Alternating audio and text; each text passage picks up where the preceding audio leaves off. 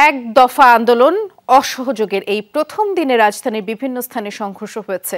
বেলা 11টা নাগাদ শাহবাগে সংঘর্ষ ছড়িয়ে পড়ে প্রেস ক্লাব, সায়েন্স ল্যাব, বাটা সিগন্যাল সহ নগরীর বিভিন্ন এলাকায়। পুড়িয়ে দেয়া হয় বিএসএমএমইউ কম্পাউন্ডের ভেতরে থাকা মোটরসাইকেল, অ্যাম্বুলেন্স।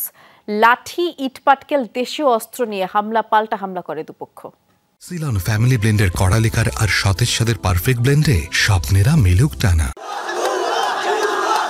বেলা 11টার দিকে ঢাকা বিশ্ববিদ্যালয় এলাকা থেকে মিছিল বের হয় আন্দোলনকারীদের পক্ষে। তারা অসহযোগের পক্ষে স্লোগান দেন। মিছিল নিয়ে বিক্ষোভকারী শাহবাগ মোড়ে অবস্থান নেন। এখানেই তৈরি হয় উত্তেজনা। শাহবাগ মোড়ে আগে থেকেই অবস্থান ছিল বিরোধীদের।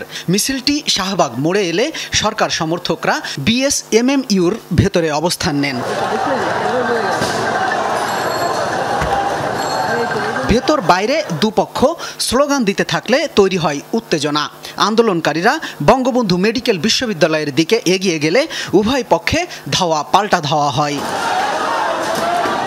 এ সময় হাসপাতালের মধ্যে পার্কিংয়ে থাকা অ্যাম্বুলেন্স ও গাড়িতেও আগুন দেয়া হয়। এদিকে দুপুর 12টার দিকে ঢাকা সিএমএম কোর্টের গেট ভেঙে আদালত চত্বরে প্রবেশ করে একটি দল। এ সময় তারা আদালত চত্বরে হামলা ও ভাঙচুর চালায়। পুলিশ কয়েকটি সাউন্ড গ্রেনেড ছুড়লে আন্দোলনকারীরা ছত্রভঙ্গ হয়ে যায়। জাতীয় প্রেস ক্লাবের সামনেও আন্দোলনকারীদের সাথে সংঘর্ষের ঘটনা ঘটে। পুলিশ আন্দোলনকারীদের ছত্রভঙ্গ করতে টিয়ারশেল, সাউন্ড গ্রেনেড ছোড়ে। নগরীর যাত্রাবাড়ি এলাকায়ও আন্দোলনকারীদের সাথে সংঘর্ষের ঘটনা ঘটেছে, যা থেমে থেমে চলছে এখনও। সায়েন্স ল্যাব ও ধানমন্ডি এলাকায়ও ছড়িয়ে পড়ে সংঘর্ষ।